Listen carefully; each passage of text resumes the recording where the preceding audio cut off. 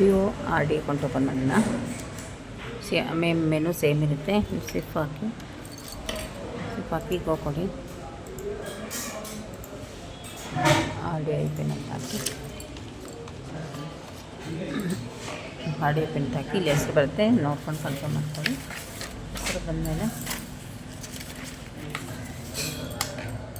B O date account opening date ನಮ್ಮ farm self ಆದರೆ ಅವ್ರು ಅಡಲ್ಟ್ ಆಗಿದೆ, ದೊಡ್ಡವ್ರು ಇರೋದ್ರಿಂದ ಅವರಿಗೆ ಅವ್ರದ್ದೇನು ಬಂದು ಆಮೇಲೆ ಅಮೌಂಟ್ ಹಾಕಿ ಆಮೇಲೆ ಇಲ್ಲಿ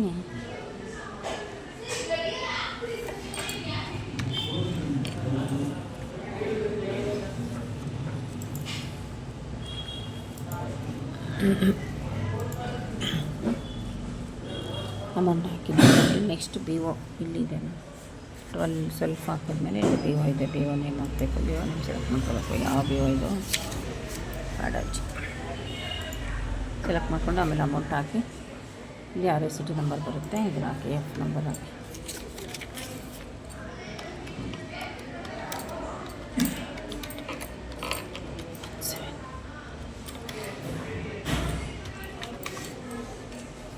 ರೆಸಿಟಿ ನಂಬರ್ ಹಾಕಿ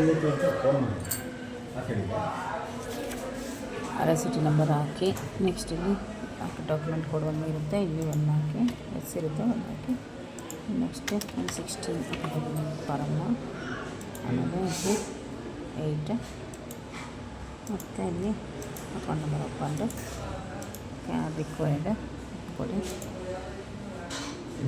scan required okay. Important nominee ಹಾಕಬೇಕು.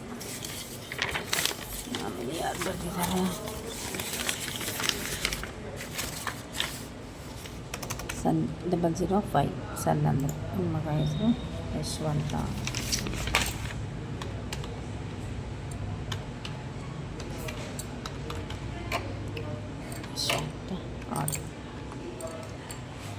ಯಶವಂತ ಆಮೇಲೆ ಸಣ್ಣ ಅಂತ ಹಾಕಿ ಇಲ್ಲಿ ಪೋಸ್ಟಲ್ ಕೋಡು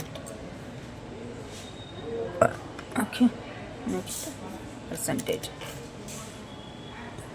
0 ಓನರ್ ಅಂತ ಹಾಕಿ ಇಲ್ಲಿ ಇಂಪಾರ್ಟೆಂಟ್ ಏನು ಇಲ್ಲಿ ಬ್ಯಾಕು ಕೊಡ್ಬೋದು, ಬಟ್ ಇವತ್ತೇ ಆಗಿರೋದ್ರೆ ಇವತ್ತೇ ತೊಗೋಬೇಕು. 2-3 ದಿನ ಆಗಿದ್ದರೆ ಬ್ಯಾಂಕ್ ತೊಗೋಬೇಕು. ಬಿ ಒ ಮತ್ತು R D C T number ಹಾಕಿದ್ರೆ ಆಯಿತು ಅಷ್ಟೇ. ಆರ್ ಡಿ ಅಕೌಂಟ್ ಓಪನ್ ಆಗುತ್ತೆ. ಬಿ ಒದು ಅಕೌಂಟ್ ನಂಬರ್ ಬಂತು.